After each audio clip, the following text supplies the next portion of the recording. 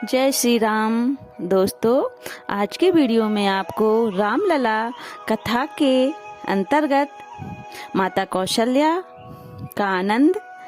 राम जन्म होने के बाद माता कौशल्या श्री राम जी के बाल रूप को देखकर जो उनके मन में आनंद उत्साह है उसका वर्णन करने वाली हूँ, तो आप वीडियो के अंत तक बने रहें। आज माता कौशल्या के भाग्य की समता करने की क्षमता देव, दानुज, पितर, यक्ष, मनुष्य, गंधर्व किसी के अंदर नहीं है।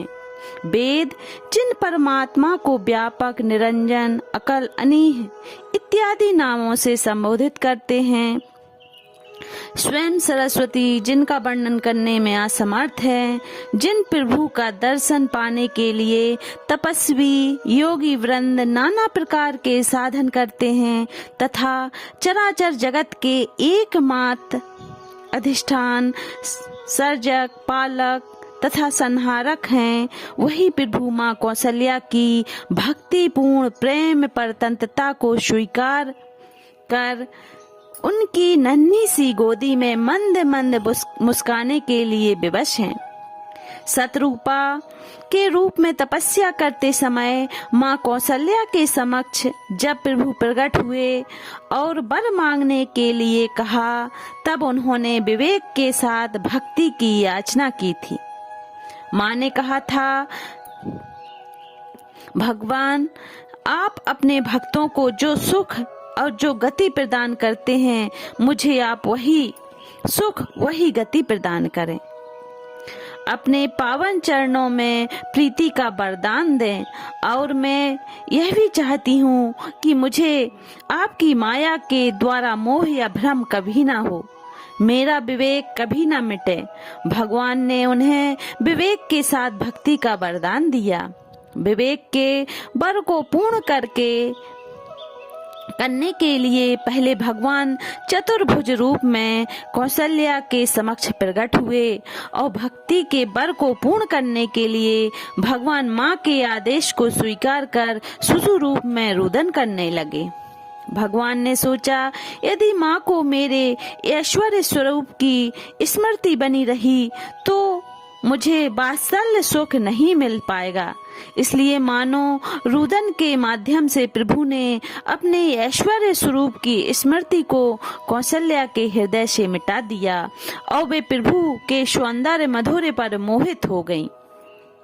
योग माया के प्रभाव से यह भी भूल गईं कि यही शिशु क्षण भर पूर्व नारायण रूप में प्रकट हुआ था। चराचर जगत के एकमात्र स्वामी को वे अपना पुत्र समझने लगीं।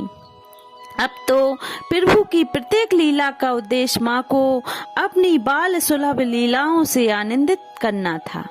समान बालक की भांति कभी श्री राम रो पड़ते, कभी इधर उधर पांव मारते, कभी माता के माथे की बिंदिया छूने का प्रयास करते और कभी अपनी तोतली बातों से माता का मन मोह लेते थे। जो भगवान अपनी माया के द्वारा संपूर्ण सृष्टि को बंदर की भांति नचा रहे हैं, वे ही कौशल्या अम्बा को प्रसन्न करने के लिए उनकी भक्ति के वशीभूत होकर नाना प्रकार की लीलाएं करते हैं। कौशल्या जी भी अपने प्यारे लाल को पलंग पर बिठाकर उनकी सुंदर लीलाओं तथा मधुर चितवन को देखकर निहाल हो जाती थीं। प्रभु माता से कभी चंद्रमा की मांग करते, कभी अपने ही प्रतिबिंब को देखकर डर जाते और कभी किलकारी मारकर हंसने लगते थे। भगवान की दिव्य लीलाओं में आकंठ डूबी माँ कौशल्या को दिन रात के बीच का भी भान नहीं रहता था। वो उन्हीं के बाल स्वरूप में मग्न रहती थीं। माँ ने सतरूपा के रूप में जिस सुख की याचना भगवान से की थी, प्रभु आज उसे मुक्त हस्त से माँ को लौटा रहे हैं। इससे बड़ा सौभाग्य और सुख भला क्या हो सकता है। तप में इतनी ताकत है, तपस्या में इतना बल है कि कोई भी करे तो उसको फल अवश्य मिलता है। जैसे शतरूपा और मनु ने तपस्या करके बालक रूप में श्री विष्णु को पा लिया, श्री हरि को पा लिया। इसी प्रकार जो भी श्री राम जी की सच्ची श्रद्धा भक्ति से उनकी आराधना करता है उसे फल अवश्य प्राप्त होता है और उसकी मनोकामनाएं पूर्ण होती हैं। दोस्तों, वीडियो कैसा लगा कमेंट करके ज़रूर बताएं। अच्छा लगे तो लाइक कर दें, चैनल को सब्सक्राइब कर दें। जय श्री राम।